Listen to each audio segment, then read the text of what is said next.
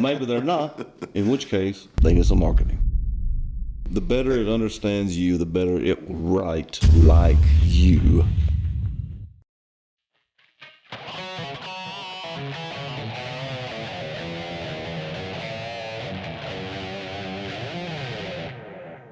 Welcome to ProfitDig Live, where we talk about construction and drink some beer and tell some jokes and have a few laughs, but mostly talk about construction. You know? Jerry? Jerry at work, Chris work, Jeff Givens. We're missing Jeff Spencer tonight. He's out in the hay fields from what He is. Yeah. Hay fields. I'll say, I guess I'd rather be here hanging out. Sweating hard out there. In his air-conditioned tractor. Maybe the AC's gone out and he's really suffering. But No, Jeff, not that. Yeah, that hay's gonna get postponed. Just kind of high class, you know. yeah, right. Yeah, got high standards. Yeah, that's true. That's right. It's going to be funny when he watches this. Like, Absolutely. Yeah, it will be.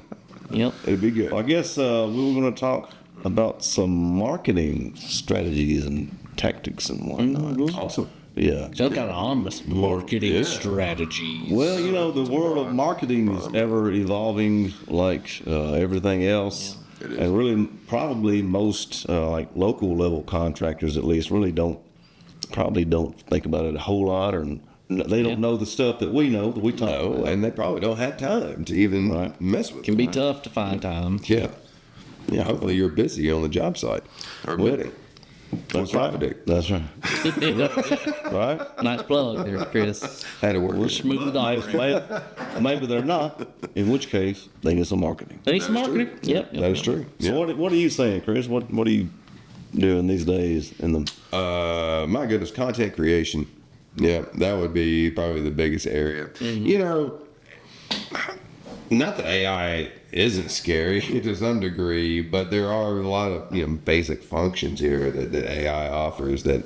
Man, it's a tool. really good at. It's a tool. Gotta learn to use it. And it's not necessarily taking anyone's job. I mean, because it's not like you're going to ask AI to create a piece of content for something I want to put on my blog. You got to go through it. You got to read it. You're going to tweak it a little bit. I mean, it's it needs to sound like you and your business. Well, yeah, okay. No, I'll say this since you've gone into the AI subject.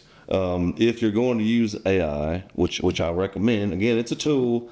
Yeah, I'm big on ChatGPT. That is the platform that I use a lot. Okay. You don't use it like a search engine. Don't you don't go to ChatGPT and just say, hey, how do I do this or do this, whatever. Right. You talk to it like a person, and you actually build a relationship with it. Like a person, if you're not using chat or you can something that does require user input. Or you can talk to it. When I got the app on my phone, I can sit. Well, no, I'm saying, but you don't have to. Right. You got to versus time. Yes. Yeah. I guess I mean, Yeah. But you're comfortable there, kind of, however you communicate. however you communicate. But the idea is, the more it knows about you, the more it understands you and your business, the more it knows about your business, the better advice it will give you, and the better it will guide you. And it really can be an extremely valuable sort of like personal assistant, consultant. Absolutely. Especially when it comes if you're putting out some type of article or like just to check the grammar, check the spelling. Right. Spell checker, you've got some apps for that already, but you can ask it to rewrite something that looks a little more professional, especially if you struggle with, spelling things correctly or using commas in the right place. It can be very useful for that. And the better it understands you, the better it will write like you, as opposed to a robot. Exactly. Like if you put out a piece of content, you want it to sound like you're the one speaking. So like you said, you don't want to just leave it up to chat, but the better it knows you, the more it will speak like you. And I'm gonna go ahead and throw this thing out there, just because people need to know if you use ChatGPT or any of the major AI platforms to write content or to assist you with content. Watch out for those damn long dashes. Yes. The M The dashes. You guys get to use non-hyphenated sentences. No human Yes, it's- uses these long hyphens. We don't have that key on our keyboard. Well, some humans. You can make you. Well, not the long hyphen. No normal human is going to use that long. Not the like long you have to do a complicated combination of keys to even make it appear. in Yeah. Yeah. the AI, they're programmed to use that thing, and it's a dead giveaway that is AI content. Look for those long dashes, and you can tell it, hey, don't use those. It does not matter. Yeah. One thing, Gemini, if you ask it to not use hyphenated sentences, it will create content without hyphenated sentences. But you still need to go through it. I guess I don't use Gemini as much. I tell chat don't do it. It does it anyway. One thing that sort of works is you can tell it don't use any dashes other than necessary hyphens for words. Okay. Don't use any dashes. Use other punctuation. Okay. It will do that. It will do that. But Interesting. you don't want those long dashes in your content. It looks weird. Yeah. And that only comes from AI. Replace those long dashes. Yeah. So, on my rant. I'm No. damn him. I told ChatGPT that pisses me off. Yeah. I hate those damn long dashes. Yeah. Yeah. Right. Yeah, no. So, Well, kind of think of AI as it can be a part-time assistant. You know, I don't even know if Yes, that's how I use it. Don't view it as like a full-time employee. Don't put too much on it, and expect to have like the best excavation blog. So on the what planet other or something? What other marketing tips do you have? outside of AI? Sure. Oh, yes. Or AI. Well, with AI, I was going to say, I mean, I've begun using it more and more, in my business. I also do marketing, I say on the side. I'm a full-time marketing guy. I just happen to be a partner with ProfitDig.com. But AI, going back to kind of like it's an assistant, it really is. I mean, let's just say you're using ProfitDig. And now ProfitDig has a report, for example, or a chart, and they'll actually highlight areas where you're losing money on a job, based on the cost input. But then you can also export that data. And so let's say if you wanted to export data from a few jobs, it's you can take that spreadsheet and feed it to AI and be very specific with your prompt. Provide as much detail as you can, but they can do some really good analysis on a lot of data very quickly. That's a really good use of AI. Just give it some data and See what it does with it. because it can notice things quicker than you are if you're just sitting there looking at a bunch of numbers. Yeah. To human, it's just Yeah, again, and you can be very specific. I can say like, okay, here's this spreadsheet contains data from 4 jobs. Let's analyze the bid items that have similar quantities of whatever units, and how has my cost changed, and just the bidding price, and provide some additional insight. Which would be kind of cool. I know we've talked about at some point. Looking to implement AI to our application where it can perform some functions. Long term, I think. It's not a priority today. Right now, we're working on Project Takeoff, so I think our users are really excited about that. We're excited about that. It's going to take a few months, Huge. but Yeah. we're going to have some Project Takeoff in the ProfitDig app. Absolutely. We'll probably market that too. So you can. We will. Now, I don't know what Jerry's price is going to be when it's takeoff. Yeah, that's a discussion for another day, though. Yeah. Well, so all right. As far as other marketing stuff, there's almost been like kind of a shift back to old school SEO, like we were talking. Oh, yeah. Search engine optimization. Yeah. Oh, it's funny you bring that up, dude. That's actually the path I was going down earlier on, talking about content and how AI can assist you with that, but it can, especially if there's I just took over here. No, go ahead. I was just talking about, like an old tactic in SEO was building like keyword landing pages, even geo-specific landing pages. So let's just say excavation company Nashville or excavation company Goodlettsville. The communities around, we're in Middle Tennessee, so obviously Nashville being the capital. It's not a bad thing to write create copy for a landing page and then ask AI to assist you with optimizing that for a specific keyword phrase. So that way, if somebody's says, hey, I'm looking for a excavation contractor in Gillisville. Well, if you just happen to have a piece of content that's highly optimized for that, because it's a low, not a lot of competition for that particular query. You know? So create some geo-specific pages or keyword-specific pages, and AI can really help you with that. So I was actually going to say, like, writing optimized content is a skill. It is. But if you use AI to help you with that makes it a lot easier. It is, yeah. Well, and it's that fine line of, because you're obviously writing for humans, but you're also writing for search engines and these algorithms. And so AI does a pretty good job of incorporating both of those elements. One thing I do, I hate to keep sticking with AI, but as far as writing content, one thing I do, tell it to write at a 5th grade level. Tell it to write very simple. You want it. Like there's marketing data that 5th grade, that kind of is the level that's most effective at communicating your message. Yeah, I didn't know that. I didn't know that either. Yeah. Huh. That's a good tip. Yeah. That makes. I'm going to ask Chat next time. Yeah. What reading level am I at? They'll probably say, well, based on your question, idiot. I put you at 12. 15.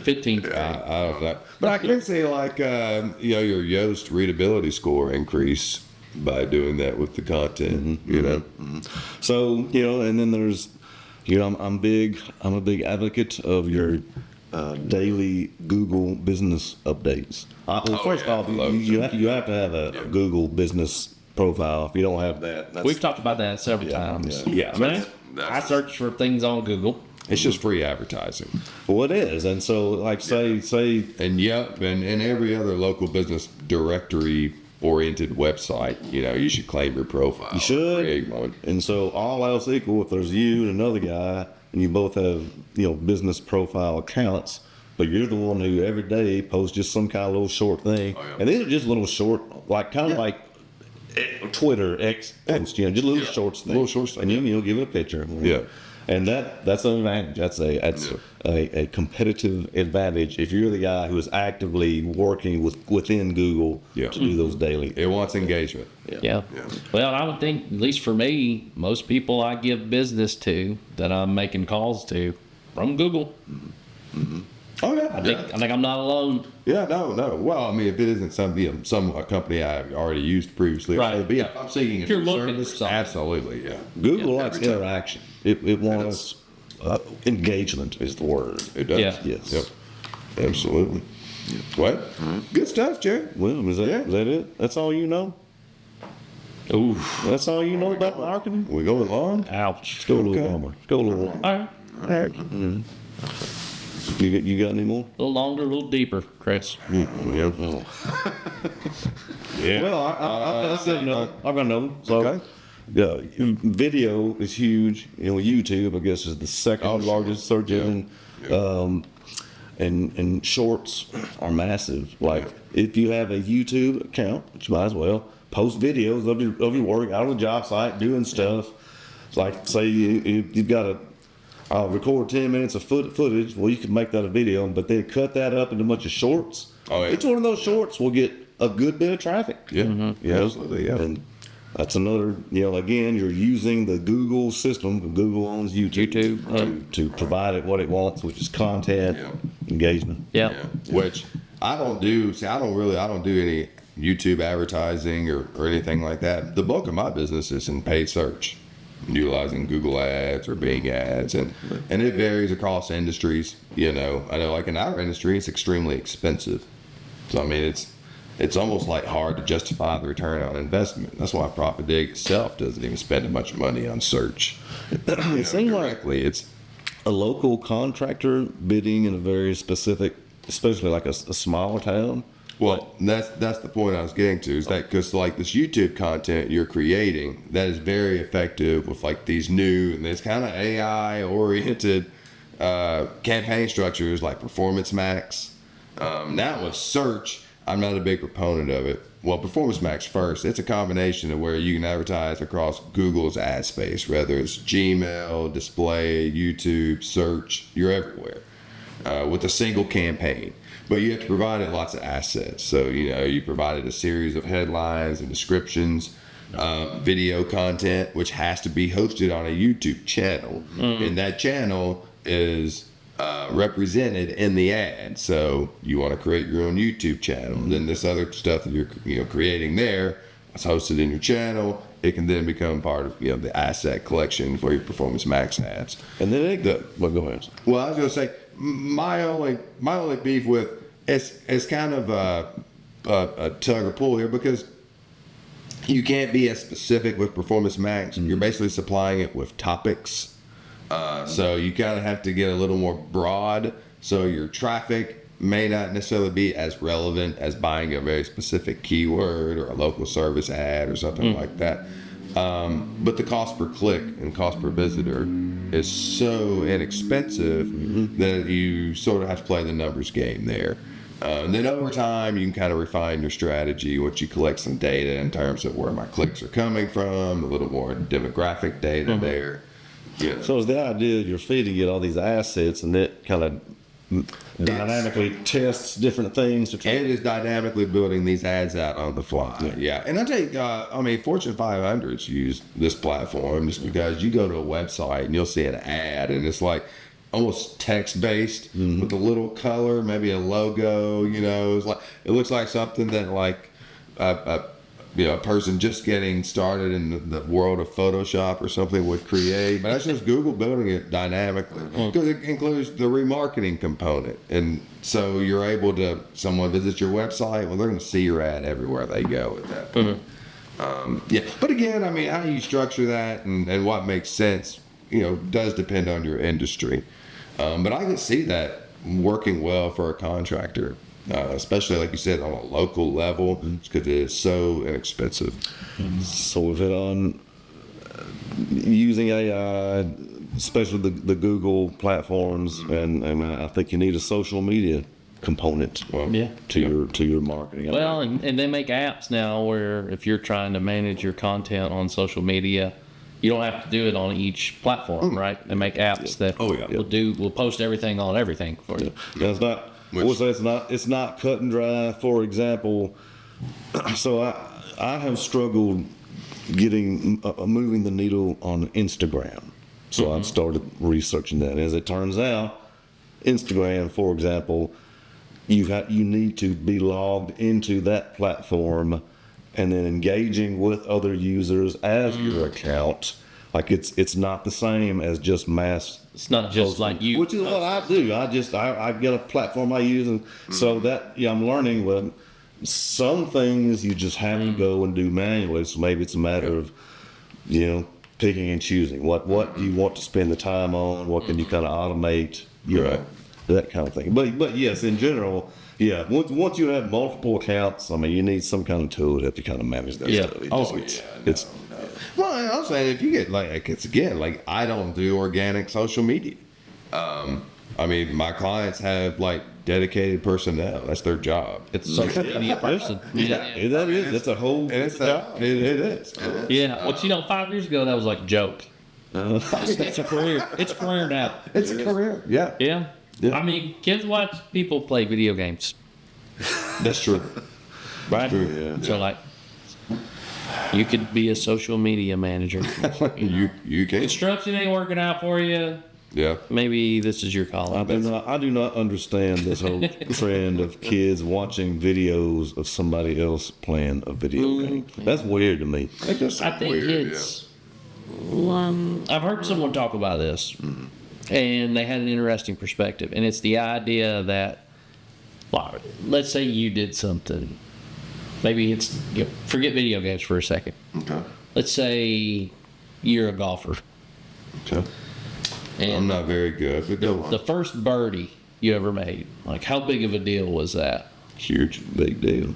You will never get that experience again. But if you could watch someone else getting their first birdie, would it recreate some of that excitement I don't know. Yeah, no, That's so in one a thing that sense, I hadn't thought of. if you're It's like, passionate about this particular game, I assume is the idea. Yeah. And it's like this person's really good, and they're like hitting these milestones or whatever. I guess in the game, they're excited. Makes me excited because I'm probably just jealous of these assholes that sit around at the $80 play video game. well, it's kind of like the starving actor or the starving musician. Like, there are people making some serious money doing the live stream content. There's also a vast majority of people that are making absolutely no money. Right? That's probably a hard career to build, I guess. Yeah. Well, I guess you either have to, once again, back to, as like an actor or musician, either someone has to find you and highlight you, or you gotta just get lucky. Right. Right? I think it's success of any kind takes some percentage of luck. Yeah. Well, and It isn't always just hard work. I mean, yes, that is a requirement, but I think you also have to be a little lucky. And sometimes I think you can sort of sometimes the harder you work, the luckier you get. that could be. Yeah, there's some other. Hard work alone isn't always a guarantee. Hard work alone is not. That's right. Yeah, there's some interesting quotes, and I can't remember them off the top of my head, but related to luck, where it's like you always think this person's lucky. It's like, or are they putting themselves into situations where you think it's luck, or are they just maximize? Like, sometimes people do just get lucky. They do. But a lot of those people you think got lucky have also put themselves into situations to minimize that luck. Rolling that back around to, we're still running, all right. Yeah. Rolling that back around to the original subject, the more visibility you have in your market, the more likely you are to be lucky. Pick up a candidate. Yeah. In terms of winning jobs. Yeah. Picking up jobs. Absolutely. Yeah. Yeah. Yep. I like it. All right. I like it too. Pretty good session. That's good stuff. Yeah. Yeah. Well, hey, appreciate you guys being here with us. While you're here, subscribe to the channel, like the video, leave us a comment. Let us know if you have any questions, or let us know what you want to talk about. You're probably in construction, at least I would think.